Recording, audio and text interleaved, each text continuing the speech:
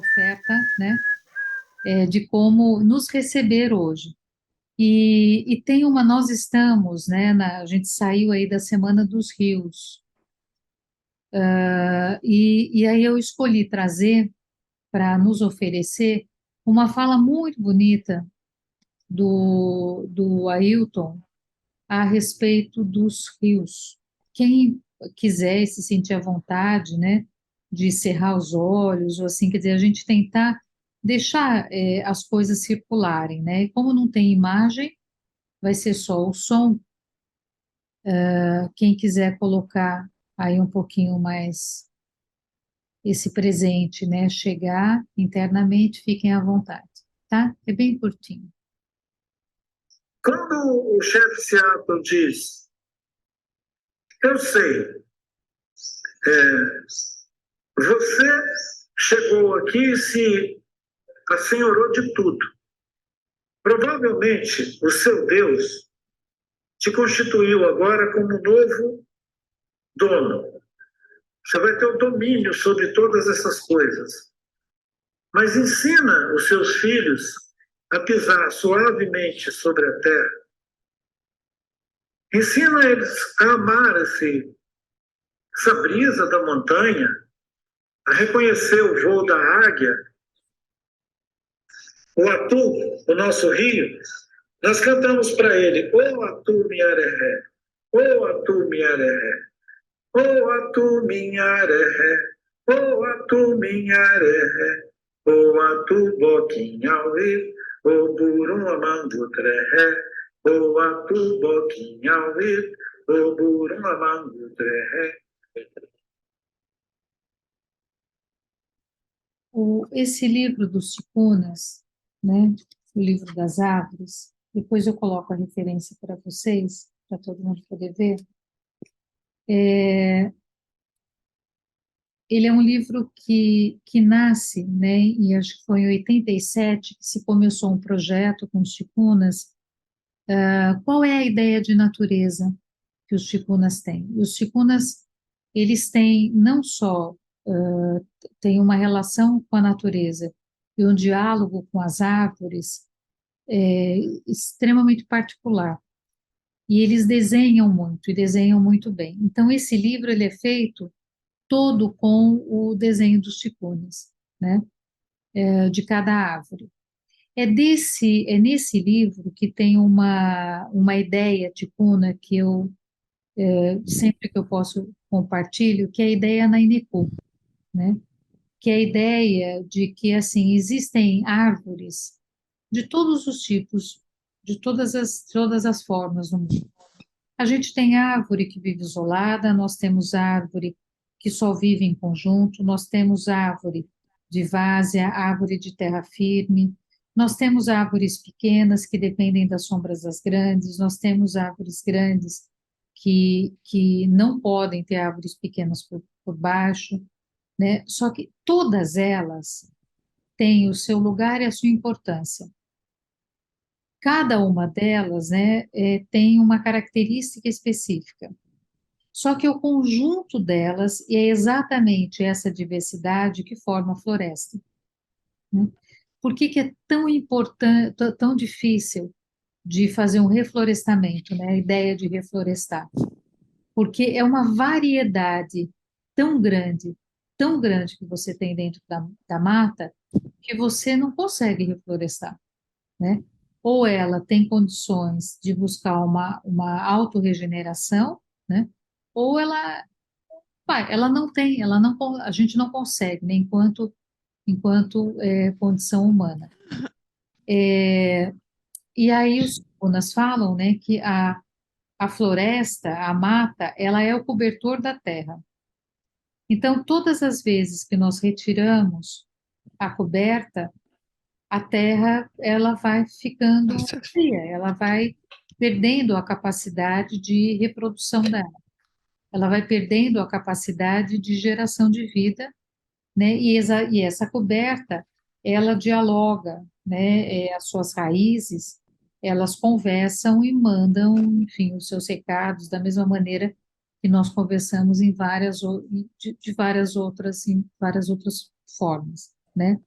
E então essa ideia na NQ, que me parece, né, o Damião vai poder contar isso para a gente, né, com toda a autoridade, mas essa ideia na NQ é uma ideia assim ultramente moderna de que nós somos na diversidade.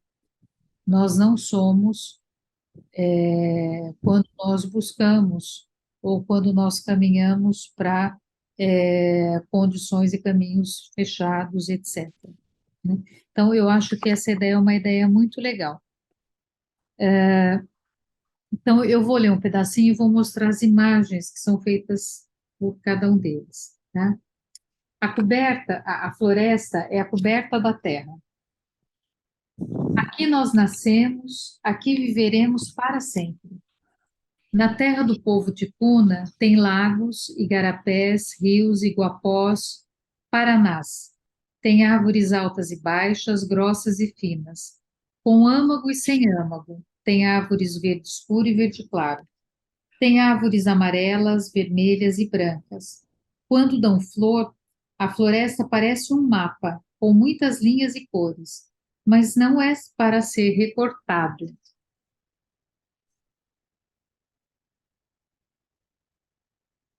Uma floresta, uma árvore é diferente da outra, e cada árvore tem sua importância, seu valor.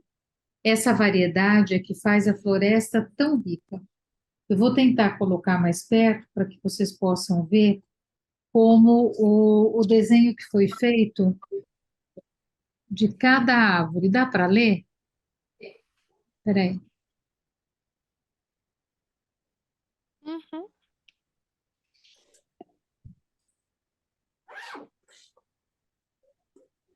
Matar, matar, coquita, poe. Que bonito. Uhum.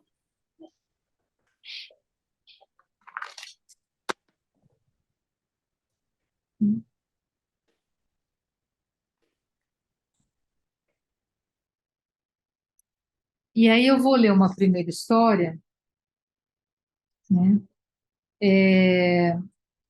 Para a gente poder acho que, conversar um pouquinho, né? Porque o livro ele tem bastante. É um livro muito, muito, muito, muito, muito bonito. E detalhe, ele foi editado pelo MEC, né? Então, assim, é um projeto muito bonito. Mas eu vou só ler essa historinha para a gente poder, acho que, conversar um pouco. A samalmeira que escurecia o mundo. No princípio, estava tudo escuro, sempre frio e sempre noite. Uma enorme samalmeira, o Otushime, fechava o mundo, e por isso não entrava claridade na terra. Ioipi ficaram preocupados. Tinham que fazer alguma coisa. Pegaram um caroço de araracupi chá, e atiraram na árvore para ver se existia luz do outro lado. Através de um buraquinho, os irmãos enxergaram uma preguiça real, que prendia o céu, que prendia lá no céu os galhos da samalmeira. Jogaram muitos e muitos caroços e assim criaram as estrelas. Mas ainda não havia claridade. Ioi e Ipi ficaram pensando e decidiram convidar todos os animais da mata para ajudarem a derrubar a árvore, mas nenhum deles conseguiu, nem o pica-pau. Resolveram então oferecer a irmã Aikuna em casamento para quem jogasse formigas de fogo nos olhos da preguiça real. O Quatapuru tentou, mas voltou no meio do caminho. Finalmente, aquele guatipuruzinho, bem pequeno, tiny, conseguiu subir. Jogou as formigas e a preguiça soltou o céu. A árvore caiu e a luz apareceu. Taine casou-se com Aikuna. Do tronco da samalmeira caída, formou-se o rio Solimões. De seus galhos surgiram outros rios e igarapés.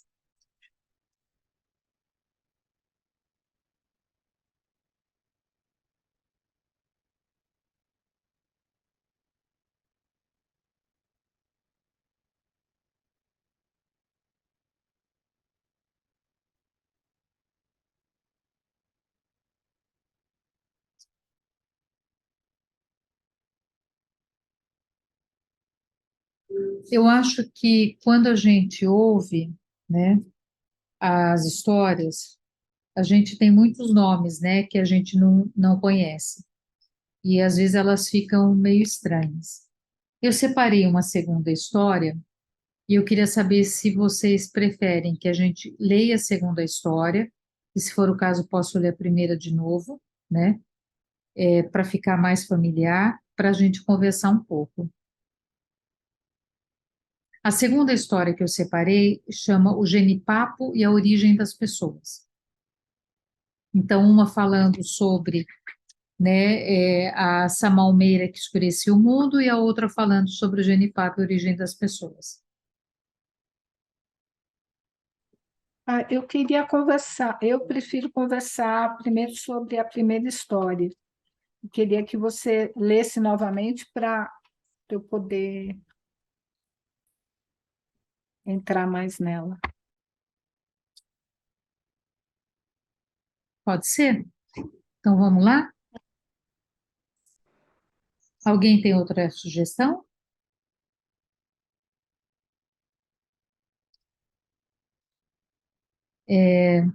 A Samalmeira que escurecia o mundo. Só um pouquinho, vocês sabem como é uma Samaúma, né? Quem sabe Imensa. quer contar? Contem. Ela é imensa, né? Ela parece a árvore da vida, porque ela tem aquelas raízes enormes.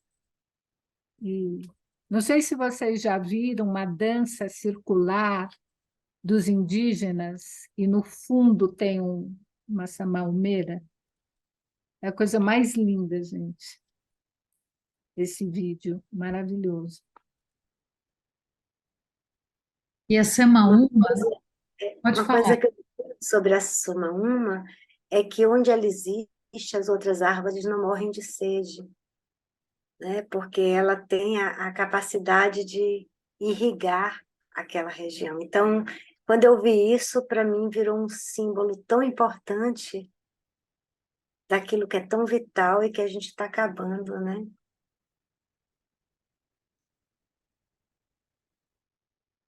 E quando a gente tem a Samaúma no meio da mata, você vê assim de longe, né? Primeiro que você tem a floresta toda, de repente você vê uma coisa imensa assim, né? E ela tem flores cor-de-rosa, e é um rosa arrasador. Ela é linda, linda, linda, linda. Que no meio da mata você tem aquelas coisas cor-de-rosa, assim, quando ela está florida, né? E lá em cima, assim, ela fica bem muito evidente. Ela é muito linda, muito linda. Então, essa malmeira que escurecia o mundo. No princípio, estava tudo escuro, sempre frio e sempre noite. Uma enorme samalmeira, o Etine, fechava o mundo e por isso não entrava claridade na terra. Yui e Ipi ficaram preocupados. Tinham que fazer alguma coisa. Pegaram um caroço de araratucupi e atiraram na árvore para ver se existia luz do outro lado. Através de um buraquinho, os irmãos enxergaram uma preguiça real, que prendia lá no céu os galhos da samalmeira. Jogaram muitos e muitos caroços e assim criaram as estrelas. Mas ainda não havia claridade.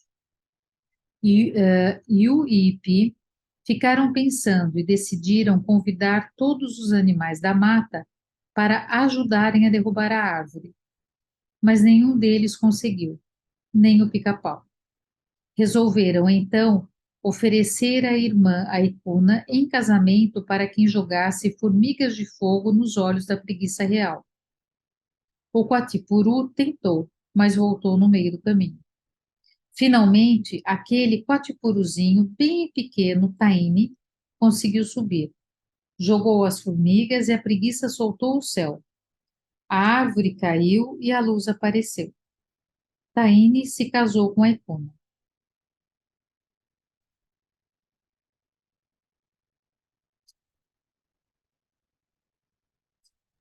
Elizabeth, Foi. essa árvore deixa eu botar aqui. Hum. Essa árvore que caiu, né, a Samaúma, ela se transformou nos rios depois, na outra história? No Rio Solimões. Ai, É. Do tronco dessa malmeira caída, formou-se o Rio Solimões, e dos seus galhos surgiram outros rios e igarapés. muito legal essa ideia de metamorfose, né? Presente aí. E me chama a atenção também que, diante de um grande problema, né? De uma dificuldade, que é uma sombrear tudo, né? Sombrear a luz do sol, tanta coisa foi criada, né? Então, eles jogaram lá as Uhum. pedrinhas, criaram as estrelas, né? Depois da árvore caída surgiu o rio Solimões e os afluentes. Mas Então, eu acho. Desculpe, pode fala, falar. não pode falar, pode falar. Eu acho assim que toda grande, enfim, que toda descoberta, é, que todo tipo de criação tem um desafio pela frente, né? Eles tinham um problema, eles tinham uma questão. E na solução disso, acho que veio se desenrolando essa criação, né? É, era uma escuridão, de repente aquilo incomodava, na realidade é algo que incomodava. E se fez, e eles conseguiram deixar claro, quer dizer, a árvore cai, mas não é que ela morre, ela se transforma, né? Ela se transforma em rios. Então, não é uma destruição, né? Parece muito mais uma transformação, mas eles indo em busca de algo que realmente incomoda, né? O que é algo que intriga.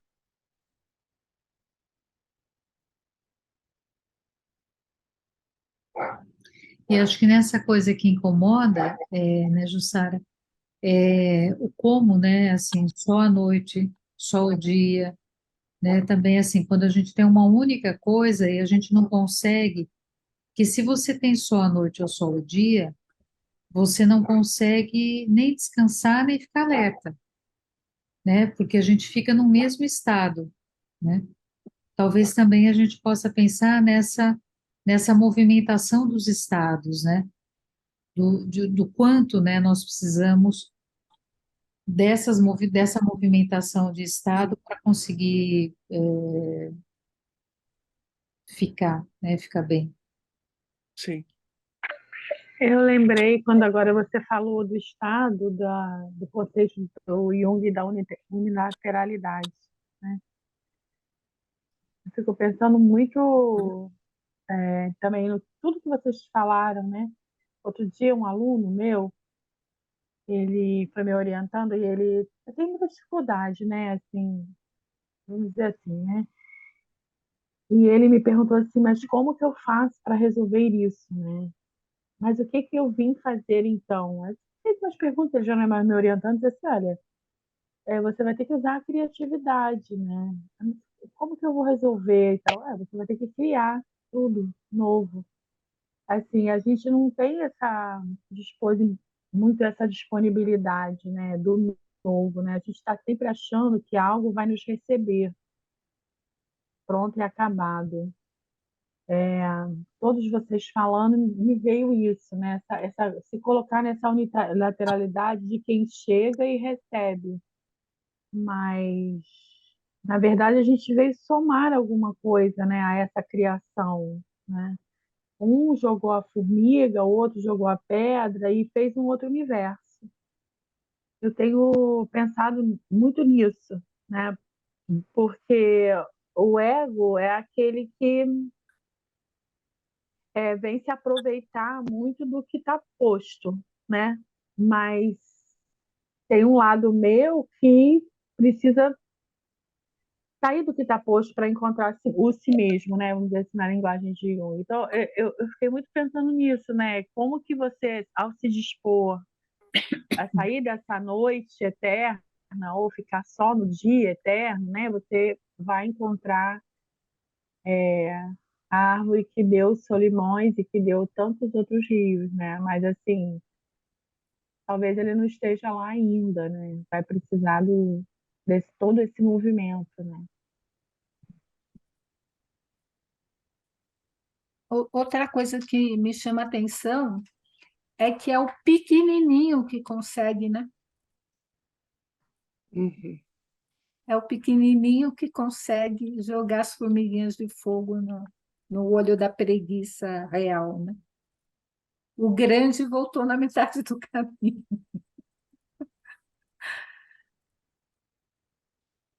Achei interessante isso, né? É um mito de criação, né? E é interessante que ele vai se fazendo, né? Ele vai se construindo e se encerra, né? Sim, Mas é, e é muito cheio de simbolismos, né? assim, Incrível. não tem uma figura única, né? Que cria, como se fosse superior, e até a figura superior é o menor bichinho. Então, A hora que ela falou que o pequenininho, me lembrou um pouco do mito de Golias, né? De Davi e uhum, Golias, porque Davi, tão pequenininho, né, uhum. conseguiu matar o Golias, né? São assim mitos que se entrelaçam. E acho que sempre me chama muito a atenção, né, em muitos mitos de criação, eu acho que oriundos aí das etnias, que a gente sempre tem um diálogo entre o que talvez para nós seja o bem e o mal, né? Então é num diálogo entre, né, aquilo que nós talvez, né, classificaríamos como bem e mal, é nesse movimento, esse movimento, ele faz com que vários outros personagens participem, pequenos, grandes, né? Vem como resolver o problema, né? Sempre tem dois irmãos, sempre não, né? Eu estou generalizando. Mas muitas vezes você tem relações de irmandade presente, e aí a gente acaba tendo, é nesse coletivo que se vai meio por experimentação, né? E você não anula o mal, né? Você simplesmente, você não o julga, né? Mas olha, você está fazendo uma coisa que não é bom para a gente, que não nos interessa, né? Então, o que nós queremos não é te tirar do nosso caminho, mas o que nós queremos é uma outra coisa que você precisa mudar de lugar, de postura, você tem que soltar esses galhos para que a gente consiga ter o dia, né? Para que consiga ter luz. Então, é um movimento onde esse diálogo, né? Eu acho que é necessariamente, né? Eu sempre penso nos nossos aspectos, né? Aí sombrios, e como quanto mais nós vamos ficando, talvez, um processo de esterilização, quando nós vamos tentando fazer uma coisa muito higiênica, né, de fazer a retirada daquilo que teoricamente seria algo que teria um incômodo, né, para tentar, nós tentamos ficar com o bom, né, com o bonito, e não deixamos o restante tá circulando por aí, né. E acho que uma outra coisa nessa que me chama atenção também é como, né, a condição da individuação é exatamente essa também, né? Que nós vamos nos transformando, nós vamos seguindo esse caminho. Então, aquela árvore, ela vira um rio e ela já carregava no seu bojo, né, como Samaúma, a condição da água, né? Ela já carregava isso, né? Uhum. E aí Eu, isso ganha uma outra evidência. Uhum. eu não sei se é o momento mais oportuno, assim, mas eu lembrei muito do grupo aqui de leitura esse fim de semana, né? Eu assisti a uma série na Netflix, Respire, uma série bem junguiana. São 6 capítulos, tem mais ou menos 40 minutos cada uma. Pode parecer, assim, em princípio, uma história muito presa, na verdade, ao complexo paterno, né? Assim, os especialistas que me falaram do complexo paterno, porque eu realmente ainda não consigo ver com tanta clareza, mas num dos últimos capítulos, ela já tinha tentado de tudo, né? De tudo, tudo, segurando de todas as formas. Aí ela começa, chove muito, e ela começa a entender, né? Seus vasos sanguíneos são terra, né? São como os veios da terra. Seu corpo, é claro que não vou conseguir reproduzir aqui a beleza, né, do texto, né, muito poético. Seu corpo é como o de todos os animais, né? Essas galhos que te dão sombra, enfim, foi falando. Aliás, o título do capítulo, eu acho que é Enfim em Casa, quando ela realmente se entrega a esse elemento da natureza que há nela também, né? Esse elemento que pulsa, que é de criação, que é como você falou, né? Uma floresta se faz de coisas muito diversas, né? E por isso é tão difícil reflorestar, né? Porque é o que tinha antes, não sabe se vai, desculpa, trazer de volta, né? E até que ela, na descida à floresta, ela tem os diálogos internos dela, né? Tô falando assim, para que se alguém quiser ver, é realmente muito bonito. E ela pensa, ai, finalmente, né? Ela dentro da floresta, ela ouve um ruído e fala, ai, finalmente achei o caminho de volta para casa. Eu estou ouvindo barulho de carros.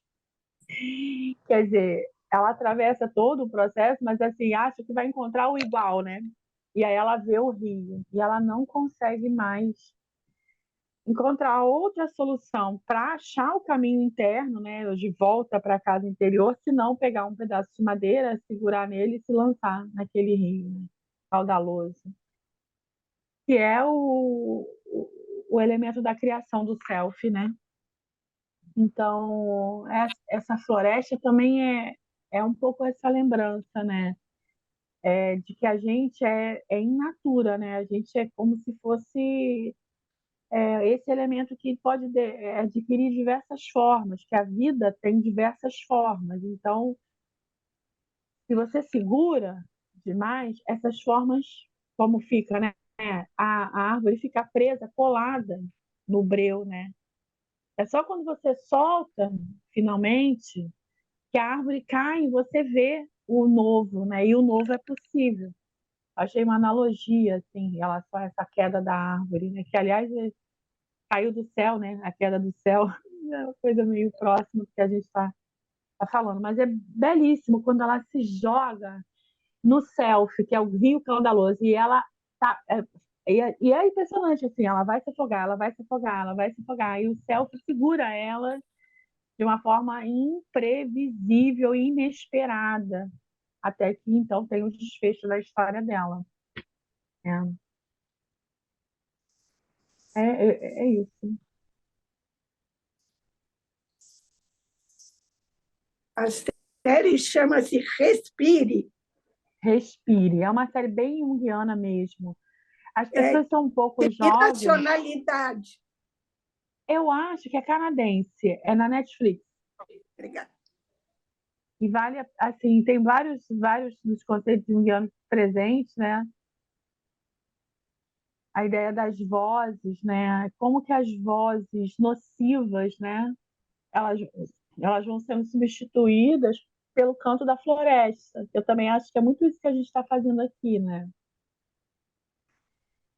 Em que sentido, assim, essas vozes que a gente traz da nossa cultura, a gente está abrindo, né, para ouvir outras vozes. Pelo menos esse é o que eu estou fazendo aqui. Então, o que de repente, em algum tempo, o meu diálogo interno, ele vai ter vozes bem diferentes daquelas que eu trouxe, né, originalmente para essa roda. Porque eu fui ouvindo outras coisas, eu fui falando de outras coisas, eu fui encontrando pessoas, né? Falam outras coisas para mim também, diferentemente do que eu ouvi até então no meu lugar, né? De pertencimento, né? Meu lugar imaginário de pertencimento. E assim é com ela também, até que ela consegue ouvir a floresta, né? É outra voz que ela ouve. E quando ela tenta voltar, ela não vê o carro, ela vê o barulho do rio. Ela confundiu. E tem uma hora que é tão bonito, né? Que ela vê só escuridão. Mas lá no fundo, ela vê como essa árvore, né? Ela vê umas pontas de luz bem lá na frente da montanha. E ela só fala assim: eu não sei que luz é essa. Eu não sei o que ela traz, mas eu vou atrás dela. Essa ideia assim do lançar-se mesmo no desconhecido, né? Aqui não dá mais para mim. Tu não me veste bem. Eu não sei o que vem, mas eu tenho que ir, né? É aquele chamado, né? Chamado do ainda não conhecido, né? Mas que, de qualquer maneira, seja lá o que for, já é mais interessante do que se tem. Então, talvez a alma sinta que tem força para ir, né? Porque já esgotou mesmo, então é muito bonita a série. E tem, né, quando ela acha a floresta, que ela não sabe a direção que ela toma na floresta, porque o objetivo dela é voltar para a cidade, não é ficar na floresta, né? Então, o objetivo dela é voltar para o antigo eu, né? Para o ego que ela tinha estruturado, a sociedade que ela reconhecia, né? E uma voz, né, meio perversa diz para ela assim: quem te faz imaginar que você consegue atravessar isso e chegar lá do outro lado? E ainda pergunta uma coisa mais bonita ainda, e que tem a ver com esse conto, que ela diz assim: por que você acha que você vai enxergar melhor no escuro do que pela manhã? Por que você não espera amanhecer para ver a direção que você vai tomar? Né? Aí eu pensei assim, nessa parte, com esse diálogo com a sombra interior, né? Por que você acha que na sombra, olhando a sua própria sombra, você vai ver melhor do que se você olhasse aquilo que você já é, né? Que tem a luz que tá tão exposto à sua persona ou qualquer coisa semelhante. Ela não tem respostas, mas ela arrisca, assim, ela vai em frente, né? São frases assim muito junguianas, muito junguianas. E aqui também tem isso, né? Eu quero uns traços de luz. Então, primeiro eu jogo umas bolinhas e consigo, mas aí a luz que me chega já traz informações, eu quero mais, né? Então, como é que eu faço para ter mais esclarecimento, né? Dessa sombra que essa árvore cria, né? Não sei, estou devagando, mas acho que faz sentido. Hum. Eu vou fazer uma proposta, não sei se alguém quer colocar alguma coisa, mas eu acabo ficando tentada um pouco a isso, né? A gente fazer um exercício, né? E assim, embora nós estejamos gravando o encontro, a gente pode decidir depois não compartilhar ele, tá? Porque eu acho que, né, se a gente achar que não é o caso. Mas da gente fazer um exercício de escuta, de sentir, de tentar dialogar com essa história, ou se a gente quiser chamar com esse mito, né? Eu estou chamando de história porque normalmente como, né, raramente você vai ter um indígena falando que aquilo é um mito, aquilo é uma história, né? Porque é uma coisa, é uma história, porque como a gente conta, sei lá, eu vou contar a história do meu nascimento, eu vou contar a história do nascimento do povo de onde eu vim, dos meus avós, dos meus bis, e essa coisa toda. Então, se vocês acharem interessante, a gente faria um exercício. Esse exercício seria, a gente se reconecta, né? A gente ouve de novo a história, de uma forma talvez um pouco mais lenta, para a gente poder ir processando, né? E tentando tirar todo o pensamento, né? que toda a construção já conhecida que a gente tem, quando a gente estiver ouvindo a história. A nossa tendência, né, eu não sei se é de todo mundo, mas a nossa tendência como ocidental a gente vai tentando fazer conexões, explicações, assim, da gente tentar não fazer isso, e tentando, limpando, e limpando, e vendo que imagem, tentando, ao invés de pensar, sentir e perceber quais são as imagens que nós recebemos e onde no nosso corpo essa história ela ressoa. Então, assim, que parte, o que que eu, né, quando eu estou ouvindo, às vezes alguém chega e conta, né, e narra, sei lá, que ficou assim numa altura e botou o pé bem na pontinha, assim, nossa, gela a perna, né? Então, assim, de tentar perceber como que essa história nos atravessa. Qual é a imagem, ou quais são as imagens, já que a gente está falando em pluralidade, né? Quais são as imagens, a gente tentar sair da razão, né? E olhar para as imagens que são suscitadas, né, essas imagens podem carregar memórias, podem carregar, enfim. Mas quais são as imagens, como é que essa história nos atravessa? O que vocês acham? É uma boa ideia, ou a gente quer continuar falando, ou a gente pode falar depois desse exercício? Eu adorei sua ideia, achei genial. Só Eu estava aceito, viajando, você contando e eu viajando. eu aceito também participar. Eu Vamos também. lá. Tudo bem? Tudo bem. Então vamos lá. É,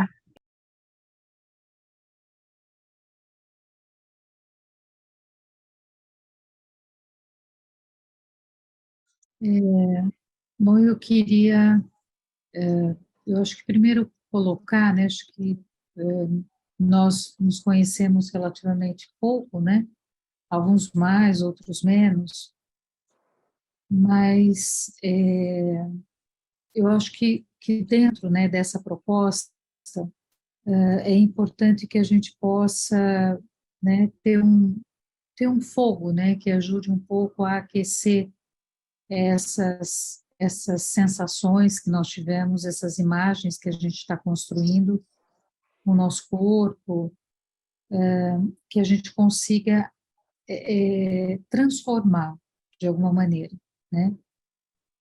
Se por acaso alguém que está aqui, né, ou ficar com alguma questão, algum incômodo, e quiser, né, conversar um pouco sobre isso, tanto eu e a Roberta, nós estamos à disposição, né? Às vezes alguma coisa, enfim, pode não ficar muito legal, né? Então, qualquer coisa a gente está à disposição, vocês podem ficar à vontade para nos procurar, né? E aí eu queria trazer o fogo, né? Esse fogo para nos ajudar a aquecer, né? E esse fogo da transformação dessas imagens e desses sentimentos, né, que nós temos. Nós compartilhamos aqui, acho que de uma forma tão generosa. E poder ficar com a imagem, né, e não perder ela num bocado de palavras aí que a gente poderia começar a falar e nós somos hábeis nesse sentido. E aí esse fogo, ele vai vir pelas mãos, pelo corpo, né, pela voz do Lucas Moura. O Lucas Moura é um jovem, né, do movimento indígena jovem, o Moura. Ele vai estar conosco no segundo semestre. E ele fez uma dança, um canto, a gente só vai ouvir, que é o Ritual do Fogo. A Ritual do Fogo para a etnia Moura. Então, eu, né, convido e ofereço que a gente possa estar ouvindo esse, esse canto do Lucas, tem mais ou menos uns 6 minutos, e depois a gente vai para casa, então, tentando guardar essas imagens aqui que nós compartilhamos, né? Acho que não só, como diz o Schopenhauer, a gente sonha muito e fala muito, mas a gente não consegue sonhar coletivamente, né? Então, que as nossas imagens possam, né, ser um exercício coletivo de imagens. Então, eu vou colocar e aí depois a gente vai para casa.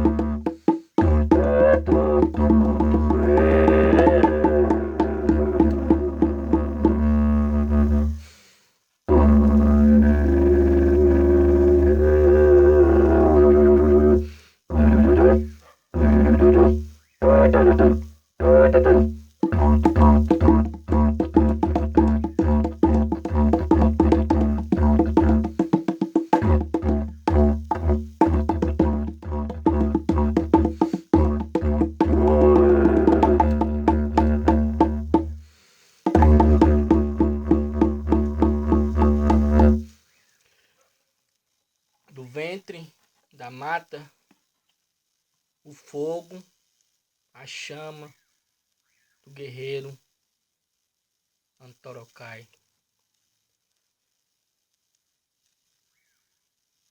De ancestralidade foi semeada a tradição, passada de geração em geração. A memória da minha bisa, Dona Francisca, viva com a sua sabedoria semeada em geração. Da proteção à fogueira, à cinza, à esperança, da tradição